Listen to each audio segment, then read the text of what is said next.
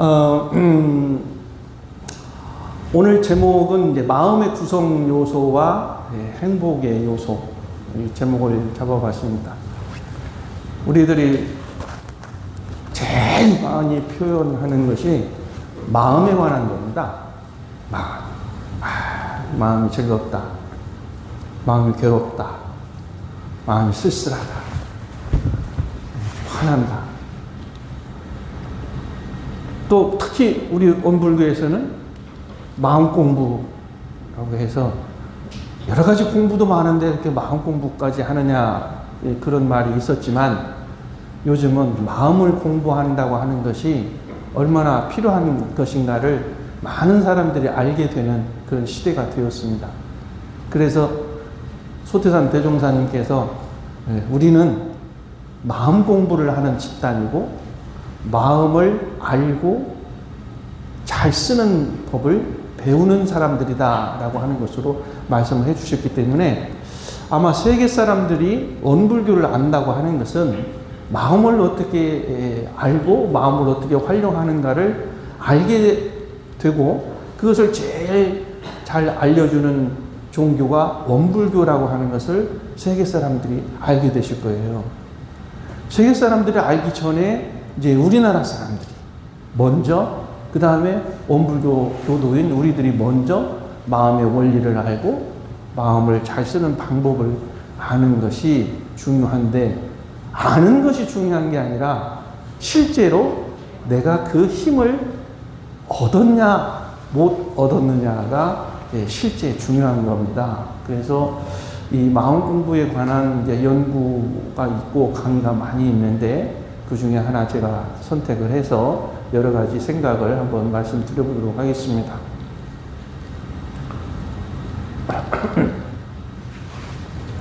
퀴즈를 한번 낼게요. 우리들의 마음은 측정이 가능하다. 1, 2, 3, 4 이렇게 측정이 가능할까요?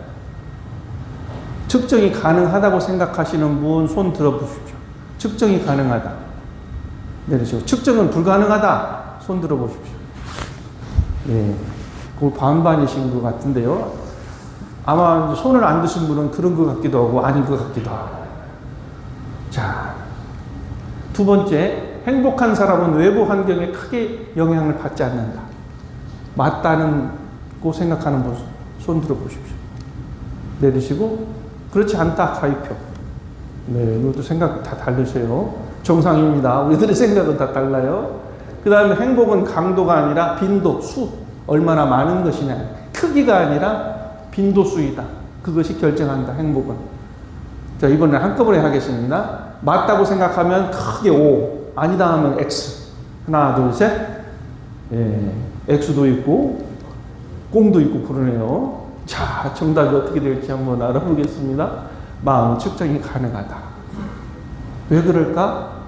우리 횟수를 셀 수가 있습니다. 예를 들어서 오늘은 내가 감사한 마음이 몇 번 있었다. 오늘은 짜증나는 마음이 몇 번 있었다. 이렇게 측정이 가능합니다.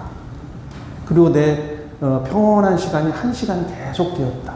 평안한 시간이 하루 종일 계속되었다. 이렇게 측정이 가능합니다.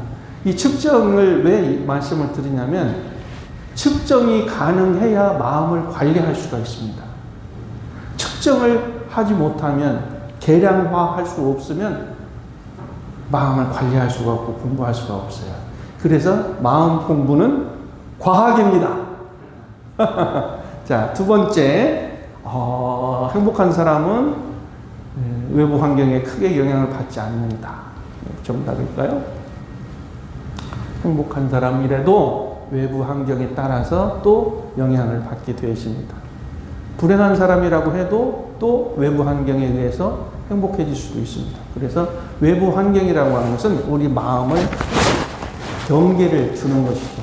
그래서 외부 환경은 내가 행복하다 하더라도 또 외부 환경이 갑작스럽게 다가오게 되면 그것이 또 변경될 수 있습니다. 세 번째로 이제 행복은 강도가 아니라 빈도이다. 행복은 예를 들어서 우리가 월 500만 원 이상을 받아야 내가 행복하다.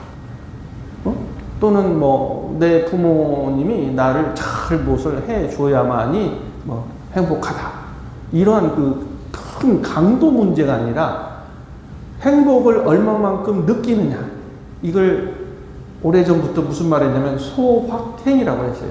자그마한 일로부터 확실한 것들이 있는 것이 행복이다. 그러니까는 내가 행복을 느끼는 것이지 행복의 조건에 의해 가지고 그것이 얼마만큼 그 크기에 의해서 결정되는 것이 아니라 얼마만큼 작은 것이라도 자주 행복감을 느끼느냐. 그래서 행복은 느낌이지 조건은 아니다는 말씀이에요. 그 퀴즈 한번 넘어가 봤고요. 이제 마음의 구성 요소를 세 가지로 얘기를 했습니다. 클로아로 이렇게 예쁘게 되어 있죠. 우리의 마음의 구성 요소는 마음은 뭐라고 나타낼 수가 있지?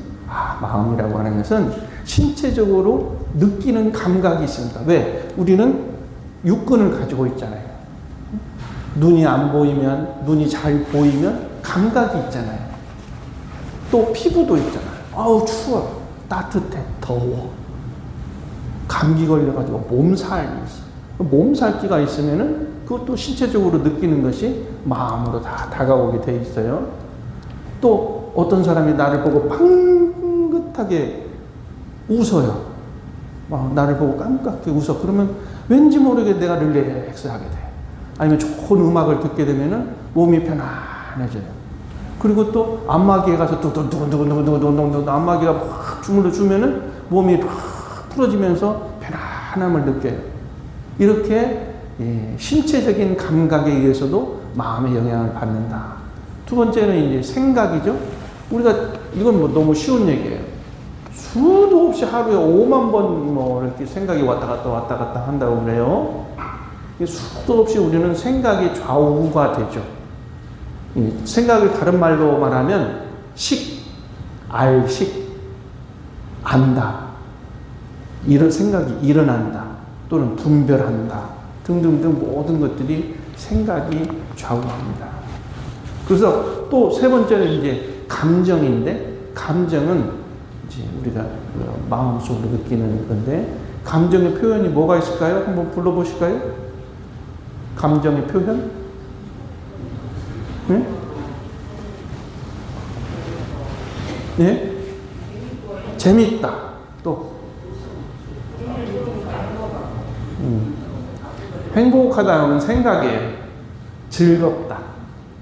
짜증난다. 여러 가지 있는데 요즘 청소년들은 이 감정 표현이 징하다. 또 대박이다. 또 뭐라고 그러죠?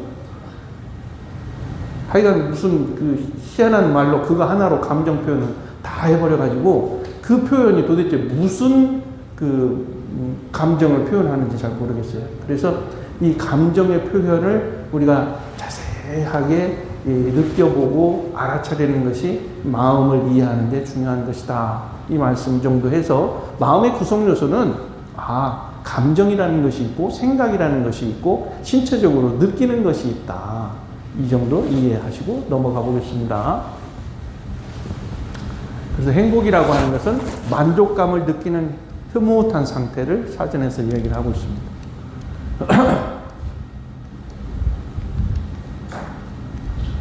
자,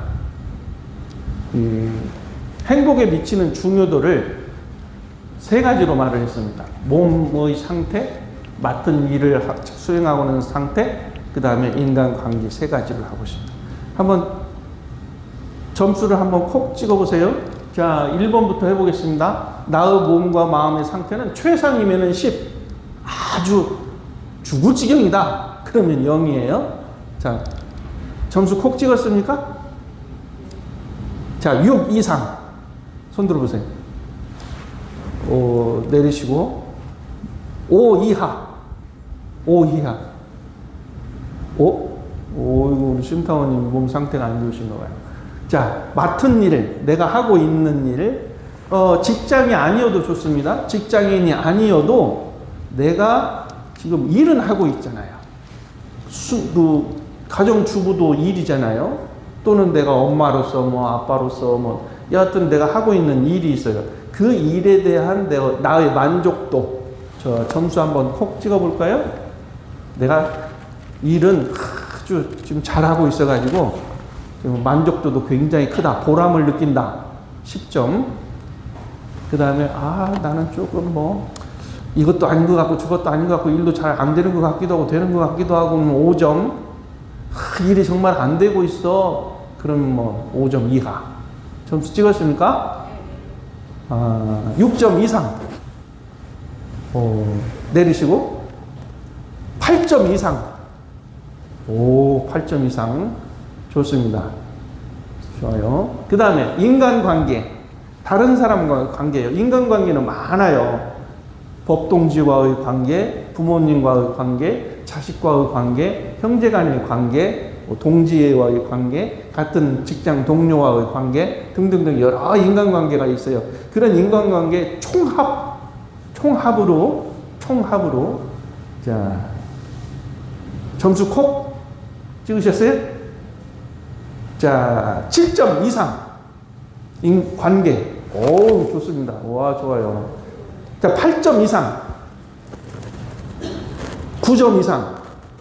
없으시죠. 8점 이상이 없으니까 9점 이상도 없지. 7점 이상 분들이 한 대여섯 분 되시는데 정말 행복하시겠습니다. 여기서 보면 똑같은 것이 있어요. 단어가 뭘까요? 다음에 보면 행복에 미치는 중요도라고 하는 제목을 가졌는데 제일 처음이 자신과의 관계죠. 몸과 마음의 건강 문제. 두 번째는 일과의 관계. 세 번째는 타인과의 관계입니다. 지금 어지럽게 뺑뺑뺑뺑 화살표가 돌아가고 있네요. 이게 무슨 뜻이냐면, 자, 나 자신이 몸과 마음 건강이 아주 안 좋다. 그러면은 내가 맡은 일이나 다른 사람과의 인간관계도 영향을 많이 미치겠죠. 그러죠? 또 말을 바꿔서 내가 하고 있는 일, 직장 일, 또는 뭐 엄마로서 할 일, 뭐 손주로서, 손주가 아니라 뭐 할머니, 할아버지로서 해야 될 일, 이런 것들이 잘 안 된다. 잘 안 된다. 하고 있는 일이 잘 안 된다. 그러면은 그것도 나의 행복 요소에 영향을 미치는 거죠. 내가 하고 있는 일이 잘 안 된다 그러면은 관계가 안 좋은 것이고, 관계도 안 좋고 그러면은 나가 하고 있는 일도 잘 안 된다 그러면은 내 자신에 대해서 늘 불만족이 되는 거죠. 그래서 영향을 다 미치게 돼요. 그런데 우리가 이제 두 가지를 말씀드릴 수가 있어요. 하나는 내가 행복하려고 한다면 인간관계가 좋아야 되고, 그 다음에 내가 맡은 일도 잘하면 되고, 그러면 내가 자신이 아주 행복할 거야 라고 생각하죠. 사실입니다. 그리고 둘 중에 하나, 일이 잘 되든지 인간관계가 잘 되든지 그러면 나는 그냥 행복해. 그럴 수 있어요. 그런데 우리가 흔히 이제 핑계를 댄다, 이유를 댄다. 나의 행복은 나의 문제가 아니라 다른 사람과의 관계 문제, 또는 내가 하고 있는 일이 중요하다, 이런 생각을 중점적으로 생각을 하다 보면은 내 자신은 항상 거기에 달려 있어요. 그러니까 그쪽에 흡수되고 빨려 들어가고 그쪽으로 이유를 대는 것이죠. 그래서 행복의 중요도를, 영향을 가장 미치는 것을 보면은 이제 타인과의 관계가 좋아야 되고, 내가 하고 있는 일이 좋아야 되고, 또 직장도 좋아야 되고, 그래요.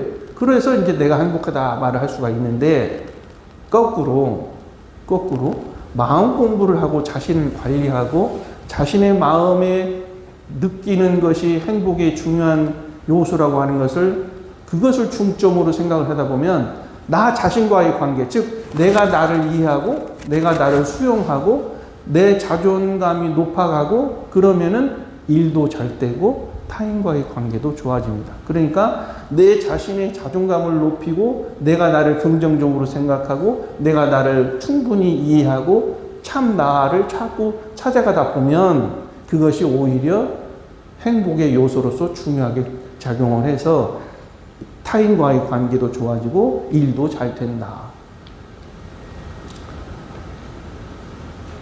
우리 어떤 교수님, 원광대학교 교수님이 그러셨어요. 한 10,000명의 이제 입학생이 들어오면은 여러분들은 원광대학교에 대학생이 된 것을 자부심을 가지시고 청춘의 꿈을 펼치시기 바랍니다. 그럼 애들이 거기에 내가 공부 못해가지고 더 좋은 학교 가야 돼. 국립대학교 가야 되는데 사립대 와가지고 그래도 원대 정말 누구도 잘 안 알아주는 원대 와가지고 쪽팔려 죽겠는데 무슨 원광대생으로서 자부심을 가지라고 그러니까 전부 다 고개 푹 숙이고 있다. 그 얘기를 들으면서 내가 선택하고 내가 결정되어 있고 내가 현재 존재하는 대학생의 자부심이 없으면 4년 내내 6년 내내 그 학교를 졸업할 때까지 그냥 한없이 자기 자존감이 떨어져 가지고 다른 사람 만나기 싫고 친구 만나고 싶지도 않고 부모님 얼굴 보기도 민망하고 그래가지고 계속 불행하게 된단 말이에요. 자기 자존감이 이렇게 낮아가 버리면. 근데 거꾸로 좋아. 내가 그래도 사립대학교 중에서는 원광대학교 알아주는 데 왔다. 응? 알아주는 데 왔다. 원광대학교 지역 중에서도 그래도 알아준단다. 그래가지고 이제 원광대학교의 그 좋은 점, 장점, 또 내가 이 과를 선택한 것에 대해서 자부심을 가지고 두고 봐라. 내가 여기서 정말 내가 전공한 것을 탑이 돼가지고 못지않은 스카이 대학 못지않은 내가 훌륭한 사람이 되겠다. 이런 자기 자존감이 확 올라가 버리면 더군다나 이제 원불교 만나가지고 마음 공부까지 해가지고 내가 인성, 인품, 도덕적 인품까지 길러내겠다. 이렇게 자신이 변하게 되고 이해하고 수용하고 긍정 마인드를 가지게 되면 관계도 좋아지고 일도 잘하게 된다. 좋은 직장에 취직도 하게 된다. 이런 관계가 있는 거예요. 제가 이제 몇 년 전에 그 설교 연말을 하다가 영국의 정부 그 기관 중에서 그 외로움 부라는 게 있어요. 외로움 부. 우리나라 같으면 이제 산업통상자원부, 문화체육부, 교육부 이런 부가 있잖아요. 정부 기관에. 근데 영국에는 한 15년 전쯤 될 겁니다. 외로움 부가 생겼어요. 그러니까 외로움 부 장관이 있단 말이에요. 그래서 영국 국민들의 외로움 문제를 사회복지 차원에서 또 심리적 차원에서 해결하기 위해서 그 정부 조직으로 만들었어요. 거기에서 이제 외로움을 느끼는 사람들의 처방 방법까지 14가지인가 11가지인가 제시를 했는데 그 처방 방법을 보고 제가 별것도 아니네. 그런 생각이 들었어요.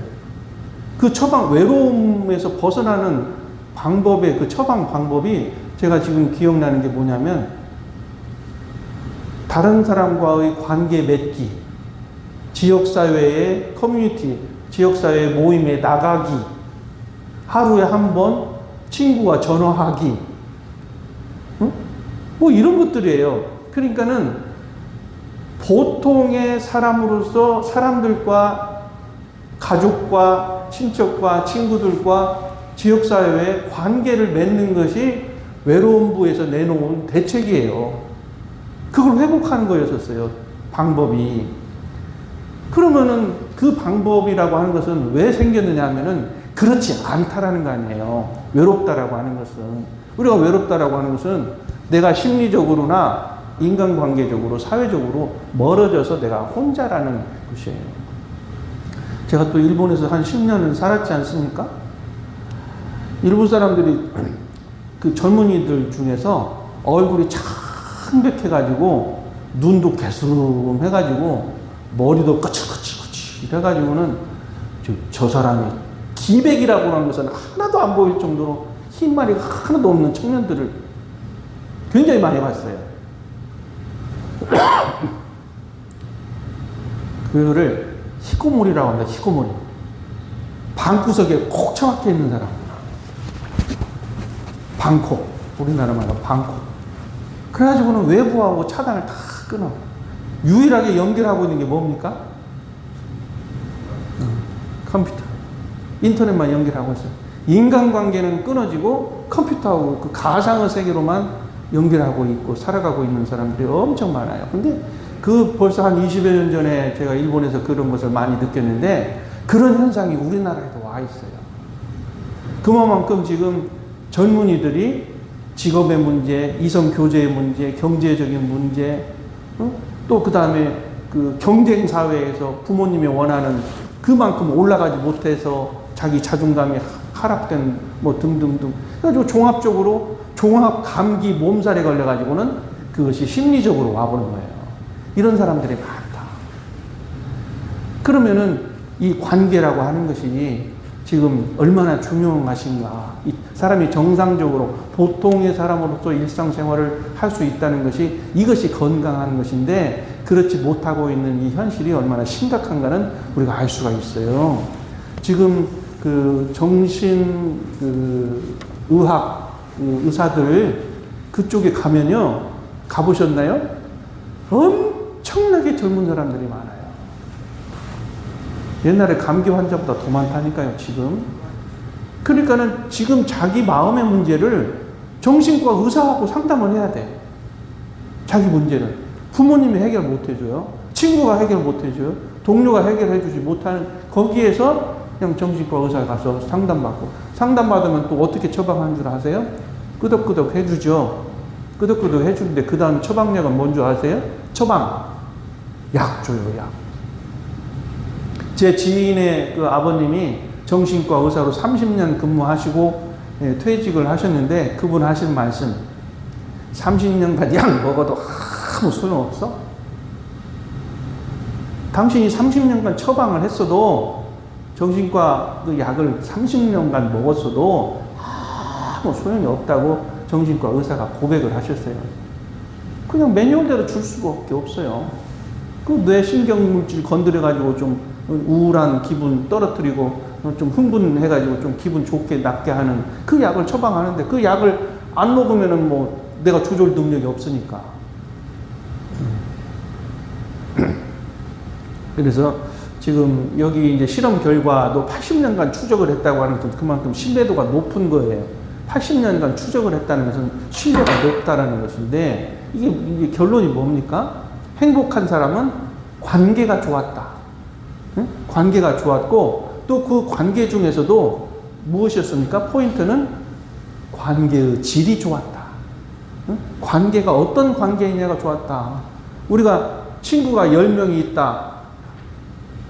한 명이 있다. 그 중에서도 관계가 나를 믿어주고 지지해주고 응원해주고 항상 나를 관심 있게 봐주는 몇 사람만 있어도 인생은 살아갈 만하잖아요. 그런 친구가 있다든지. 어떠한 일이 있어도 그게 가능하단 말이죠.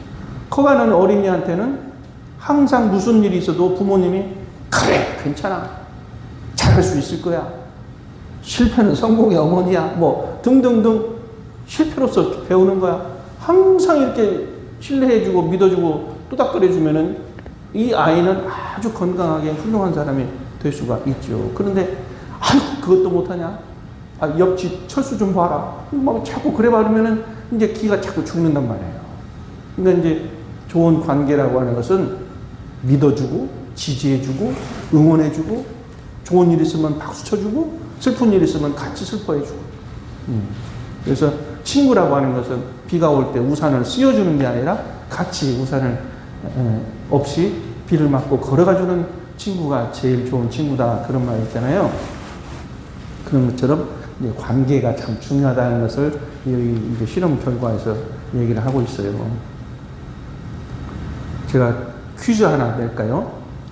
퀴즈라기보다 문제인데 아주 수수께끼 같은 문제인데 상황을 먼저 말씀드리면은 여러분이 지금 차를 가지고 한밤중 12시 거의 넘어서 한밤중에 이제 차를 타고 가고 있는데 비는 굉장히 억수처럼 쏟아지고 있는 그런 상황이에요. 근데 버스 정류장에 버스가 끊어져 가지고 딱 정류장에 3명이 기다리고 있어요. 그래서 창문을 열고 보니까 3사람이 다 곤란한 지경에 처해 있는 거예요. 버스가 안 오니까. 근데 그 중에 자기 애인이 있는 거야. 사랑하는 애인이.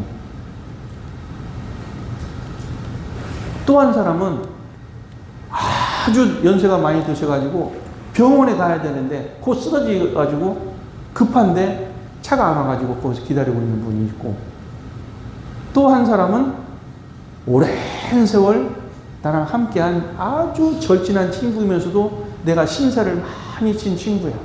그 친구한테는 꼭 내가 은혜를 갚아야 돼. 노인은 아주 지금 증세가 급해가지고 병원을 빨리 가야 돼. 그 다음에 또 한 사람은 내 애인이야. 둘도 없는데 애인이야. 그런데 공교롭게도 내 차에는 지금 딱 한 사람밖에 못 태워요. 차 위에도 태울 수가 없어요. 한 사람밖에 태우고 못 가. 어떻게 하시겠어요? 응? 어떻게 하시겠어요? 병원에 가실 분 못 태우겠어요? 그럼 애인하고 친구는 어떻게? 건강하니까 그냥 거기 있어라. 저희 노인을 선택하셨다. 좋습니다. 그럴 수 있죠. 또 누구 선택하시겠어요? 네? 보온. 아, 친구를 내가 꼭 그 은혜를 갚아야 할 친구를 태우겠다. 내 애인하고 할머니는 어떻게? 급한 분은 어떻게 저버리고 가? 어떻게 하시겠어요? 효성님 선택해 보세요. 노인.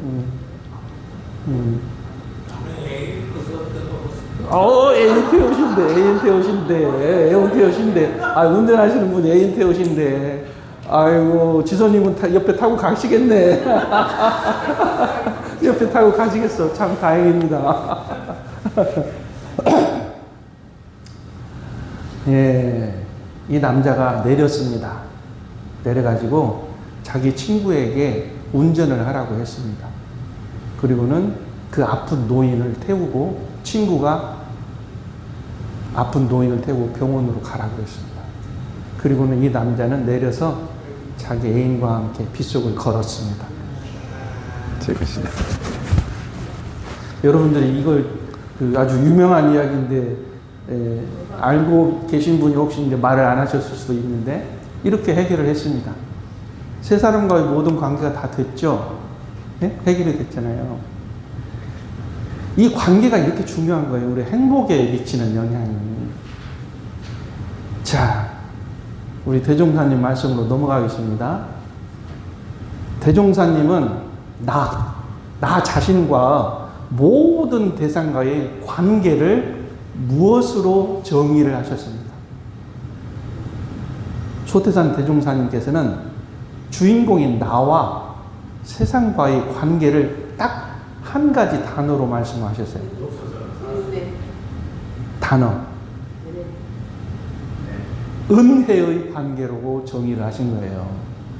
소태산 대종사님께서는 법신불 사은과의 나와의 관계를, 법신불이라고 하는 관계를 은혜로 딱 정의를 하신 거예요. 그래서 종교사회학자들은 뭐 기독교는 뭐 사랑이고 뭐 불교는 자비고 원불교는 뭐야? 그렇게 말한다면 원불교는 은혜이다. 모든 관계에서 은혜가 생성된다고 하는 것으로 대종사님께서는 보셨어요. 그것을 깨달으신 거예요. 그것을 깨달으셨어요. 그러니까 그냥 보통의 관계가 아니라 없어서는 살 수 없는 아주 필수적인 은혜의 관계로 다 되어 있다. 근데 사람과 나와 이 우주와의 문제가 아니라 우주 전체가 서로가 모두가 은혜의 관계로 생성되고 소멸되고 변화되고 있다고 하는 것을 깨우치신 거예요. 모든 것을 은혜의 관계로 보신 거예요. 이것이 소태산 대종사님의 깨달음이십니다. 구름이 비를 내리고 비는 땅으로 흡수되어서 나무는 그 물을 흡수해서 성장을 해서 푸르름을 주고 이산화탄소를 먹고 산소를 공급하고 열매를 맺고 꽃을 피우잖아요. 꽃을 피우는 이런 것처럼 나무 하나만 놓고 봐도 그렇듯이 모든 것이 다 은혜의 관계로 다 얽히고 설키고 그렇게 돌아가고 있다. 이것이 위대한 것이죠. 자, 그래서 사이 좋은, 우리는 사이 좋은 그러면은 이 사이 좋은 은을 은혜의 은자로 한번 풀어본 거예요. 타인과의 관계도 사이 좋고, 그 다음에 나 자신과의 관계도 나 자신이라고 하는 것도 관계가 사이 좋고, 그 다음에 일과 나와의 관계도 좋고, 그래서 타인과의 그 관계는 긍정적인 사회관계라고 그러고, 또 이것은 공감과 연결이 되고 있다. 일과의 관계에서는 이게 이제 보람과 기쁨을 느끼게 되는데, 일 속에서는 직무의 만족도, 성취도, 그 다음에 몰입 경험. 학생이라고 한다면 이제 학업을 하는데 몰입하고, 거기에 이제 성취감을 느끼고, 그러겠죠? 그 다음에 자신과의 관계는 아까 말씀드렸지만은 자아 존중감, 나의 자존감이 높아야 되는 것이죠. 그리고 이제 나의 감정에 대한 인식, 그 다음에 나의 자아, 참 자아를 자꾸 찾아가는 것, 이런 것들이 아주 좋은 관계라고 볼 수 있다. 그리고 좋은 관계가 형성되는 것이 곧 행복을 결정하는 것이다. 마음 공부라는 게 뭐냐? 우리 마음 공부의 마음의 요소인 감각과 생각과 감정을 공부해서, 즉 내 자신의 마음이잖아요. 내 자신의 마음이기 때문에 내 마음은 내가 관리하고 공부하고 힘을 갖추게 되면은 행복의 결정 요인들을 다 영향을 미칠 수가 있다. 그래서 마음 공부라고 하는 것은 감각과 생각과 감정을 잘 다스리는 건데, 다스린다고 하는 것은 민감하다는 거예요. 그래서 우리가 이제 고수다 그러면 아주 상세한 것들을 잘 알고 있는 사람이 고수라고 합니다. 문제 해결을 잘 아는 사람은 아주 세세한 문제가 있을 때에 그것을 세밀하게 잘 알아요.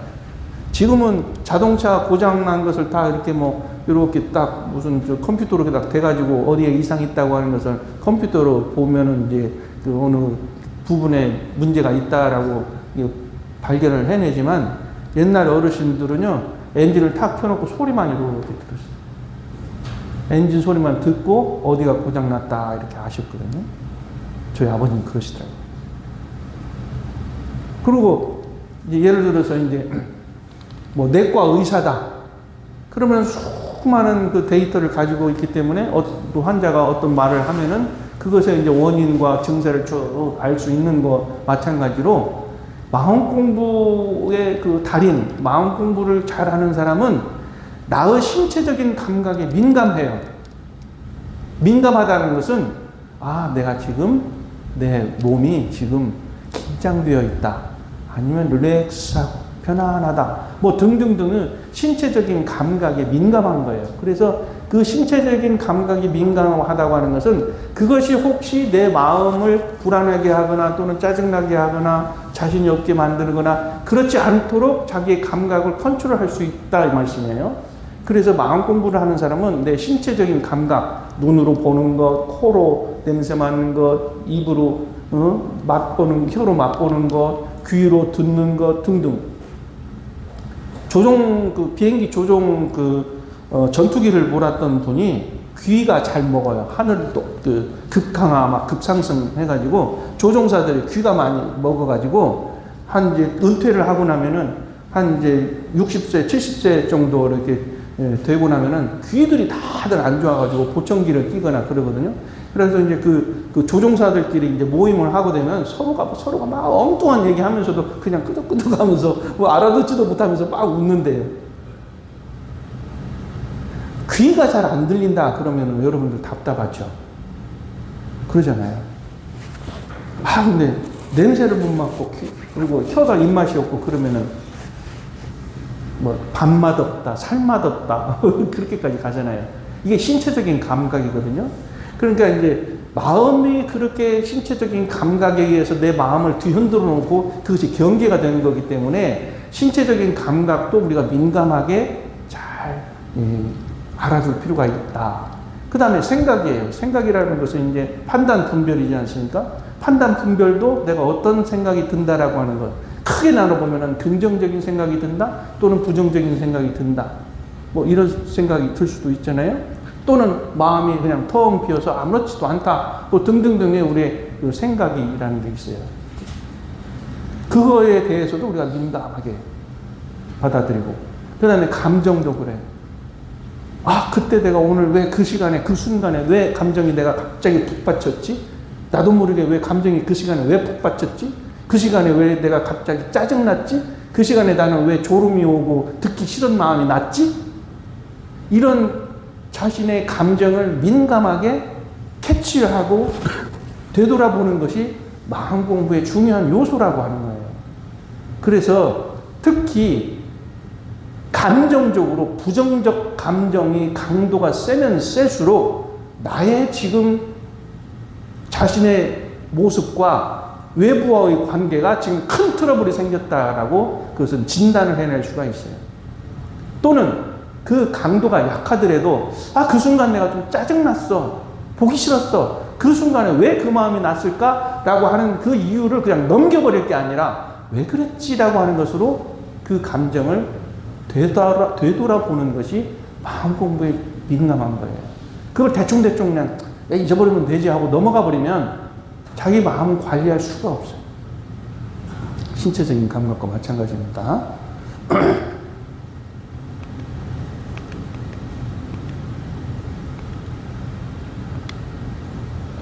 자, 마무리할게요. 대종사님 말씀으로.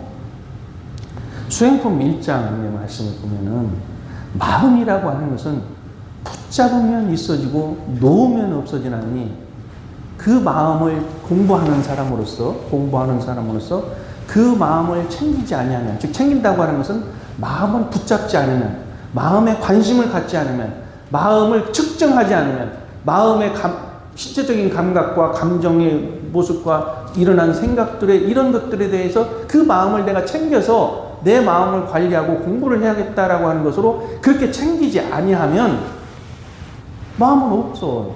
마음 공부할 수가 없어요. 그래서 마음 공부를 하는 사람은 챙기지 아니하고 어찌 그 마음을 알 수 있으리요라고 하는 이것에 대해서 여러분들이 꼭 유념을 하셔야 돼요. 그래야 마음 공부를 할 수가 있다. 내가 마음 공부에 지금 뭘 하는지, 마음 공부는 뭐가 뭔지 모르겠다라고 하는 것은 마음 공부를 모르는 게 아니라 내 마음을 지금 전혀 들여다보고 있지 않다는 뜻이에요. 자, 그 다음에 두 번째 마지막으로 일기법 중에는 우리가 응용하기 전에 온전한 생각으로 취사하기를 주의할 것이요. 그래서 이것은 해야겠다라고 마음을 먹고 그대로 실행한 것을 유념이라 하고 생각도 없이 그냥 하기로 했는데 잊어버리고 안 했거나 마음을 챙기지 못했거나 그냥 습관대로 지나가 버렸거나 그래서 그냥 잘못해버렸다. 그러면 그것을 무념이라 한다. 그러셨어요. 그래서 마음을 챙긴다고 하는 것은 곧 유념 공부이고 마음을 챙기지 못하고 그냥 흘려버리는 것은 그 무념에 가깝습니다. 그래서 마음 공부의 핵심 포인트는 유념한다라는 겁니다. 마음을 챙긴다. 해야겠다라고 마음을 먹는 것이 유념이에요. 해야겠다. 누가 해요? 누가 해? 시켜서 하는 게 아니라 내가 해야겠다라고 항상 주의를 가지고 유념해야겠다라고 해서 그것을 하나, 둘, 셋, 넷, 다섯. 하나, 둘, 셋, 넷, 다섯. 이 유념 건수를 챙겨야 이것이 마음 공부를 하는 사람의 기초이고 기본이고 핵심이고 알파고 오메가 처음이자 끝이에요. 마음 공부. 자, 오늘 여기서 마음 공부에 대한 강의를 마치겠습니다. 경청해 주셔서 감사합니다. 감사합니다.